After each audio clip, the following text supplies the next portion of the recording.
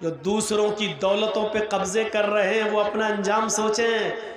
जो दूसरों की ज़मीन और जायदाद को हड़प कर रहे हैं वो अपना अंजाम सोचें। जो दूसरों की ज़मीन और जायदाद पर कब्जे कर रहे हैं वो अपनी फिक्र करें। जो अमानतों में खयानत कर रहे हैं, यतीमों, गरीबों, बेवाओं, मिस्कीनों और फ़कीरों का हक मार रहे हैं, वो अपना अंजाम सोचें। हक मारने की कई किस्में हैं। आप साहिब हैसियत और ज़कात नहीं देते तो ये भी हक मारना हुआ है। आपके पास 1,00,000 रुपया है और उस 1,00,000 रुपए पर 1 साल गुजर चुकी है, अगरचे उस 1,00,000 रुपए में 7.5 तोले सोना यानी 85 ग्राम सोना नहीं आ रहा है, लेकिन 52.5 तोले चांदी तो आ सकती है। यानी 1,00,000 रुपए में 52.5 तोले चांदी आ सकती है और इतना पैसा तुम्हारे पास है और 1 साल गुजर चुकी है तो आप पर 1,00,000 रुपए में 2,500 रुपए ज़कात बनती है जो आप गरीबों को देंगे। अगर आप नहीं देते हैं तो ये गरीबों का हक मार रहे हैं। जब छोटी सी थोड़ी सी मिट्टी लेने का अंजाम ये है तो आप गरीबों का, मिस्कीनों का हक मारकर ज़कात अदा नहीं कर रहे हैं, तो हम और आप अपने अंजाम के बारे में फिक्र लगाएं कि हमारा और आपका अंजाम क्या होगा अगर हम अपने माल की पूरी पूरी ज़कात नहीं देते हैं। तो ये हक मारना ही है। शराब की हुर्मत का ऐलान करते हैं अल्लाह के नबी सल्लल्लाहु अलैहि वसल्लम। लड़कियों को जो जिंदा दफन किया जाता था, आपने लड़कियों के मकाम और मर्तबे को बुलंद किया। किसी हदीस में नहीं आता जो अपने लड़कों को पालेगा, पोसेगा, पढ़ाएगा, लिखाएगा और उनका निकाह कर देगा, अल्लाह उसको जन्नत में मेरा पड़ोसी बनाकर रखेगा। ये कहीं नहीं कहा तो अल्लाह के नबी ने क्या कहा? जिन लड़कियों को जिंदा दफन कर दिया जाता था, 4-4 साल पाल पोस कर जिनको पकड़कर दफन कर दिया जाता था, नबी अकरम सल्लल्लाहु अलैहि वसल्लम उन लड़कियों को इज्जत देते हैं जिस बाप की 3 बेटियां होंगी और जिसने उनको पाला होगा, बड़ा किया होगा, उनको पढ़ाया होगा, उनको अच्छा अदब सिखलाया होगा।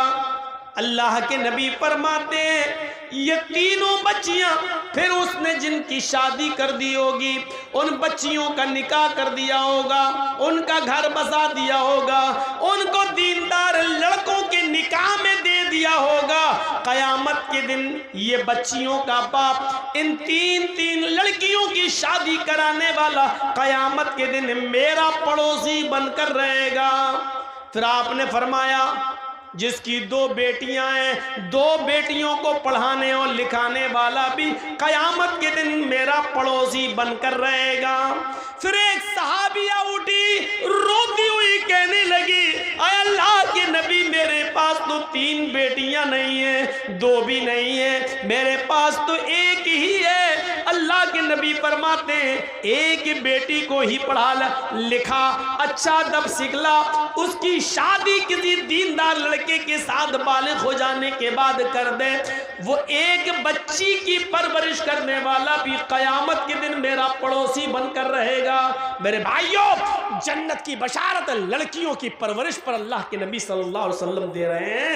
यहां हम अंदाजा लगाएं कि अल्लाह इस्लाम ने लड़कियों को क्या इज्जत दी है, क्या इज्जत। एक इज्जत और देख लो, शादी के मौके पर हम और आप जाते हैं बाराती बनकर, 300-400 आदमियों की बारात लेकर, लड़का भी जाता है, लेकिन निकाह सबसे पहले किसका होता है? लड़की का। लड़की की इजाज़त के बिना, लड़की के सिग्नेचर के बिना लड़के का निकाह नहीं हो सकता है। जिन लोगों की शादियां हुई हैं उन सबको मालूम होगा, जिनकी शादियां हुई जाती ना, आपके यहाँ बारात जाती है कि नहीं जाती है?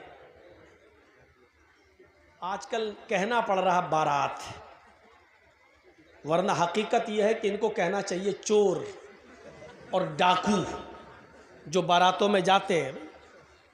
हकीकत है, ये लड़की वाले के यहाँ जाते हैं, अरे उस ज़माने में कभी ये दौर चलता था तो उसकी वजह ये थी कि पहले ज़माने में ना ट्रेनें होती थीं, ना गाड़ियाँ होती थीं, तो पहले वो बैलगाड़ियों पर, खच्चरों पर ये लोग जाते थे एक गांव से दूसरे गांव, और शादी करा के जब लाते थे तो रास्ते में लूट लिए जाते थे सोना चांदी कपड़ा लत्ता।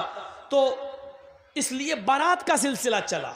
एक गांव से दूसरे गांव में जब आदमी जा रहा तो 100, 150, 200 आदमी लेके जा रहा, ताकि हमें कोई लोग लूटे नहीं और हम दूल्हा और दुल्हन को निकाह करा के खैरियत से घर पे ले आए। इसलिए ये बारात का सिस्टम निकला था, सिस्टम। लेकिन आजकल ट्रेनों के ज़माने में, आजकल हर थाने के बाहर पुलिस, हर गांव में पुलिस थाना मौजूद है। चोरी और डकैती का तसव्वुर निकल चुका है, काफिला अब लूटा नहीं जा सकता है मेरे भाइयों। लेकिन ये प्रथा अब तक चली आ रही है। ये निकली थी किसी और वजह से, लेकिन चली आज तक आ रही है। 300 और 400 आदमियों की बारात लड़की वाले के यहाँ पहुंच गए। अब लड़की का बाप बेचारा सोच रहा है कि अच्छी से अच्छी मिठाई खिलाओ, क्योंकि ये लोग मुंह फट लोग होते हैं। बारात में जितने आते हैं मुंह फट्टे होते हैं। मुंह फट का मतलब समझ रहे हो? अगर थोड़ी सी भी मिठाई में या खाने में कमी हो गई तो जिंदगी भर लड़की को ताने मारे जाएंगे, तेरे बाप ने तो इज्जत ही नहीं की हमारी।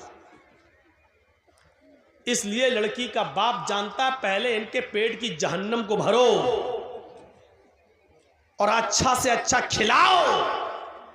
जब तक इसके पेट की जहन्नम को सुकून नहीं मिलेगा तब तक मेरी बेटी सुकून के साथ घर में नहीं रह पाएगी। अब बारात पहुंच गई, निकाह का वक्त आया। पहले लड़के का निकाह नहीं होता है, पहले लड़की का होता है। और लड़की का हकीकत में निकाह नहीं होता है, बल्कि लड़की से इजाज़त ली जाती है। शायद आपके यहाँ मालूम होगा, पीछे ले जाइए पैसा सर, वहाँ गिनिए।